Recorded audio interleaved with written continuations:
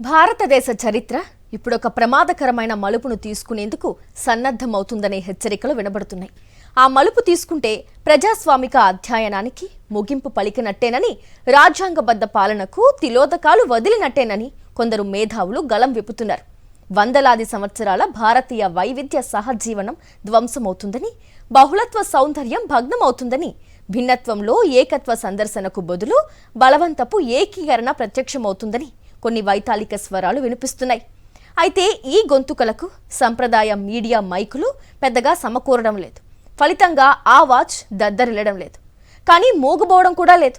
అటువంటి వేల స్వరాల్లోని ఒక భాస్వరం పేరు సోనం వాంగ్చుక్. లదాఖ్ పర్వత ప్రాంతీయుడైన సోనం ఒక ఇంజనీర్. స్వయంగా పాఠశాలలు స్థాపించి విద్యారంగ సంస్కరణలకు నడుం కట్టినవాడు. సమాజానికి ఉపయుక్తమయ్యే వైజ్ఞానిక ఆవిష్కరణలు చేసినవాడు. తన ఆవిష్కరణలకు పేటెంట్ కోరకుండా సమాజానికి అంకితం చేసి ప్రజాస్వామిక ప్రియత్వాన్ని చాటుకున్నవాడు.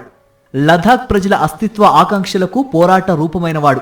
ఈ నేపథ్యాన్ని గమనించినప్పుడు సోనం వాంగ్చుక్ తాజా నిరాహార దీక్ష వెనుక వేరే రాజకీయ ప్రయోజనాలున్నాయని కొందరు చేస్తున్న ఆరోపణలు ఎంత అసంగతమైనవో అర్థమవుతోంది. భారతదేశంలో విద్యారంగం నానాటికి సంక్షోభంలో కూరుకుపోతున్నదనే అభిప్రాయం రాజకీయపరమైనది కాదు. విజ్ఞులైన దేశ ప్రజలందరూ ఆందోళన చెందుతున్న ఒక చేదు నిజం. పోటీ పరీక్షల వ్యవస్థ స్కామ్ల పుట్టగా మారిందన్నది కూడా అంతే నిజం. ఒకటా రెండా ఎన్డీఏ సర్కార్ అధికారంలోకి వచ్చిన నాటి నుంచి ఈ 12 ఏళ్లలో పోటీ పరీక్షల అవకతవకలకు సంబంధించి 158 ఉదంతాలు రికార్డయ్యాయి. అంతకుముందు యూపీఏ హయాంలోనూ ఈ దరిద్రం లేకపోలేదు.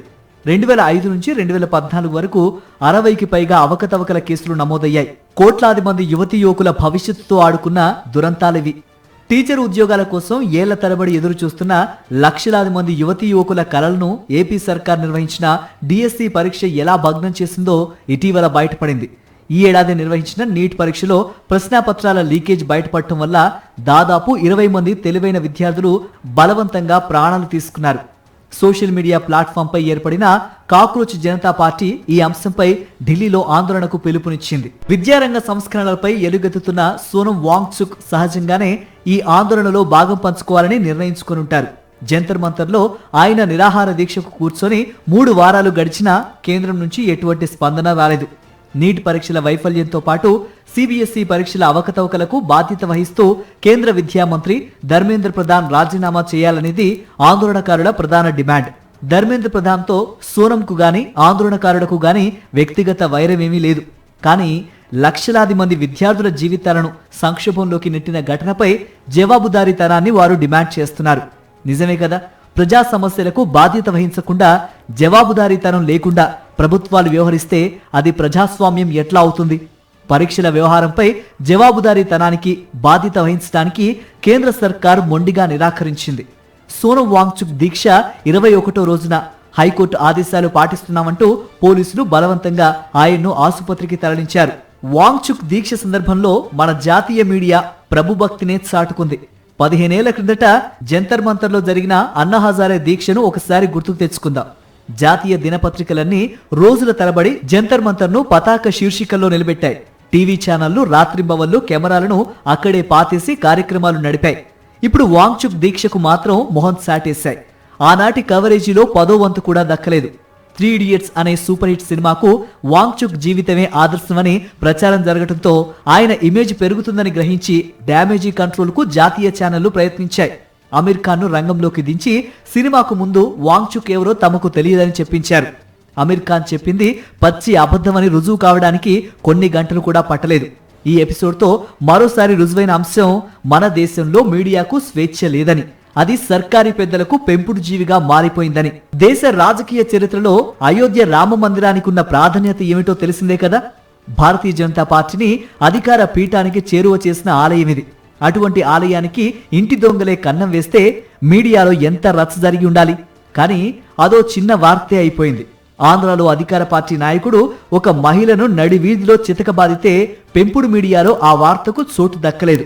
పోలీస్ లాకప్ చిత్రహింసలకు వరుసగా ప్రాణాలు పోతున్న ఘటనలు ఏపీ వ్యాప్తంగా జరుగుతున్నాయి. కేరళలో పోలీసు కస్టడీలో ఉన్న రాజన్ మరణిస్తే యావత్ భారతదేశం అట్టుడికిపోయిన రోజులు గుర్తుకొస్తున్నాయి. ముఖ్యమంత్రి కరుణాకరన్ తన పదవికి రాజీనామా చేయవలసి వచ్చింది. సోషల్ మీడియాలో ప్రభుత్వ విధానాలను విమర్శించే వాళ్లపై ఆంధ్ర సర్కార్ దమన నీతిని ప్రదర్శిస్తోంది. విచ్చలవిడిగా అక్రమ అరెస్టులు చేస్తున్నారు. లాకప్లలో చిత్రహింసలు పెడుతున్నారు. పౌర హక్కులకు సంబంధించిన ఇటువంటి వార్తలకు మీడియాలో చోటు దొరకటం లేదు. బెంగాల్, బీహార్లలో కూడా ఇటువంటి ఘటనలు యథేచ్ఛగా జరుగుతున్నాయి. దేశ చరిత్ర ఒక ప్రమాదకరమైన మలుపులో ఉన్నదని కొందరు మేధావులు ఆందోళన చెందటం, జంతర్ మంతర్లో వాంగ్చుక్ ఆందోళన, ప్రభుత్వాలు స్వయంగా పౌర హక్కుల హననానికి పూనుకోవటం, ఫోర్త్ ఎస్టేట్ పెంపుడు మీడియాగా మారిపోవటం వేరువేరు విషయాలు కాదు. దేశ రాజకీయ వ్యవస్థ గమనానికి సంబంధించిన సూచికలు. ప్రభుత్వాల అప్రజాస్వామిక ధోరణి, మీడియా నిష్క్రియాపరత్వం ఈ గమనాన్ని సుగమం చేసే బాటలు. అధికార పీఠంపై ఉన్న బీజేపీ మాతృ సంస్థ ఆర్ఎస్ఎస్ ఎజెండా ఈ గమనానికి చోదక శక్తిగా దేశంలోని కొన్ని వర్గాలు అనుమానిస్తున్నాయి. భారత రాజ్యాంగం పుట్టినప్పుడే వ్యతిరేకించిన ఆర్ఎస్ఎస్ కు ఇప్పుడు అవకాశం దొరికింది గనక దాన్ని నిర్వీర్యం చేసే కార్యక్రమాన్ని కొనసాగిస్తోందని ఆ సంస్థ వ్యతిరేకులు శంకిస్తున్నారు. సోమవారం నుంచి ప్రారంభమయ్యే పార్లమెంటు సమావేశాల్లో ఆ దిశగా కొన్ని అడుగులు పడే అవకాశం ఉందని వారు భావిస్తున్నారు. సోమవారం నుంచి ప్రారంభమయ్యే పార్లమెంటు సమావేశాల్లో కొన్ని రాజకీయ బిల్లులు కూడా ఉండొచ్చని తెలుస్తోంది. వాటిలో 2 ప్రమాదకరమైన బిల్లులు కూడా కనిపిస్తున్నాయి. అందులో ఒకటి, అధికార పదవుల్లో ఉన్నవారు 30 రోజుల పాటు జైలుకెళ్ళొస్తే పదవిని కోల్పోతారనే 130వ రాజ్యాంగ సవరణ బిల్లు.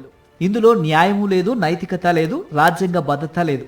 కేవలం ప్రత్యర్థి రాజకీయ పార్టీ నేతలను వేధించి చెప్పు చేతల్లో పెట్టుకోవడానికి ఉద్దేశించింది మాత్రమే అనే విమర్శలు వినిపిస్తున్నాయి.